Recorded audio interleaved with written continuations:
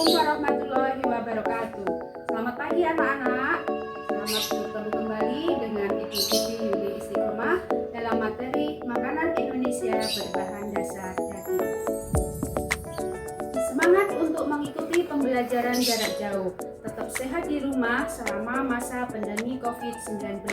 Jangan lupa sering cuci tangan, pakai sabun dan di air mengalir.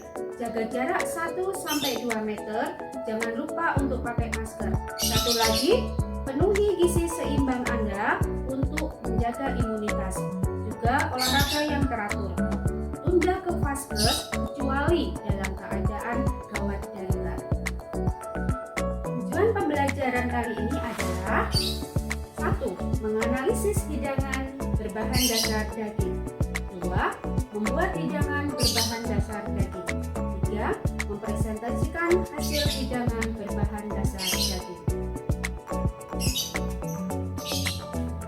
Bisa kalian lihat anak-anak gambar yang ada di sebelah kanan ibu? Ya, itu adalah hewan berkaki 4 yang produknya bisa diambil dagingnya yang disebut dengan istilah meat. Di situ ada domba, kemudian ada sapi, ada kambing, dan juga ada babi. Apa yang dimaksud dengan daging? Ya, dari gambar tadi sudah jelas bahwa semua daging yang berasal dari hewan ternak berkaki 4. Jadi jenis daging yang termasuk golongan ini adalah daging kambing, daging sapi, daging kerbau, daging domba, dan daging babi. Untuk materi kali ini kita khususkan membahas tentang daging sapi yang biasa digunakan untuk masakan Indonesia. Untuk teknik pemilihan daging yang baik, daging sapi yang berkualitas baik disebut dengan istilah beef, dan yang kurang berkualitas atau yang buruk disebut dengan istilah ox. Sedangkan cara memilih daging adalah bisa dilihat bahwa bau segar khas daging sapi jika digigit akan elastis atau bisa dikatakan dengan istilah bingkas. Daging tidak melekat dan warna daging adalah merah segar. Untuk teknik penanganan daging sebelum dimasak bisa kita lihat sebagai berikut. Pertama, potong daging melawan arah serat.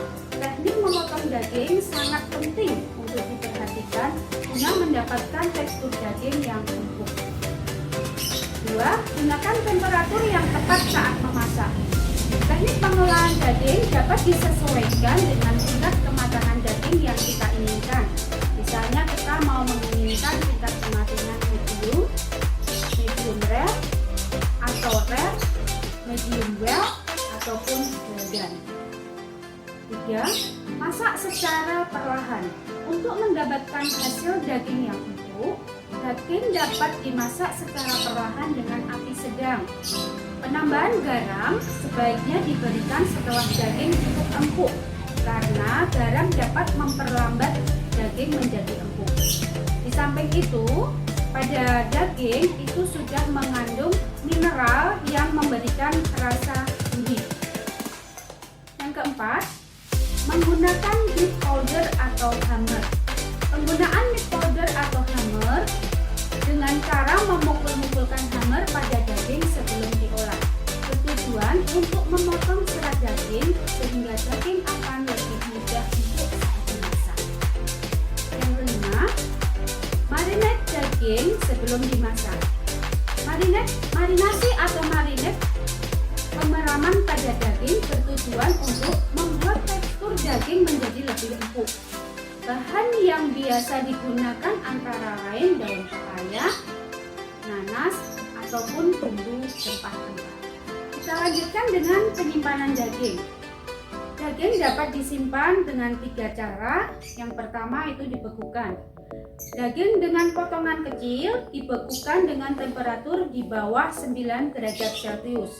Sedangkan potongan daging besar disimpan dalam suhu 1 derajat Celcius. 2. Daging bisa disimpan dalam lemari pendingin. Penyimpanan daging dalam lemari pendingin diletakkan di dalam freezer yang sebelumnya telah dibungkus dengan plastik atau kertas aluminium untuk 1 kali masak. 3. Pendinginan dengan kriogenik. Pendinginan ini cepat dengan gas yang dikondenser.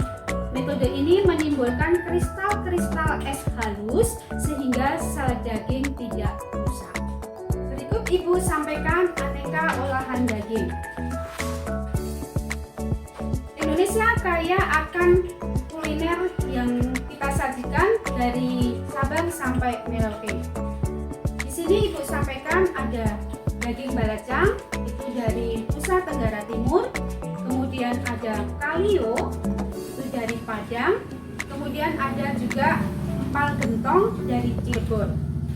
Perbedaan kalio dengan rendang adalah kalau kalio itu masih ada kuahnya, sedangkan kalau rendang itu sudah kering, sehingga kalau bisa dikatakan kalio itu merupakan proses sebagian dari rendang. Daging lain yang tidak berkuah, kita bisa melihat ada sate Marangi dari Purwakarta. Ini rasanya manis dan empuk dari daging yang tanpa lemak.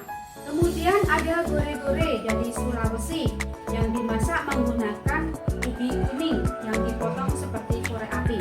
Dan untuk daerah Jawa Tengah kita tidak lupa dengan masakan dendeng ragi, yaitu daging yang diolah dengan kelapa parut, mempunyai cita rasa yang manis dan gurih. Demikian materi dari Ibu. Mudah-mudahan kalian bisa memahami. Di akhir pembelajaran nanti, kalian ada kuis untuk dikerjakan. Semoga kalian bisa mengerjakan dengan baik dan benar. Jangan lupa untuk tetap semangat belajar di masa pandemi. Kemudian, jika ada pertanyaan, silakan dikomunikasikan di dalam WhatsApp group. Jangan lupa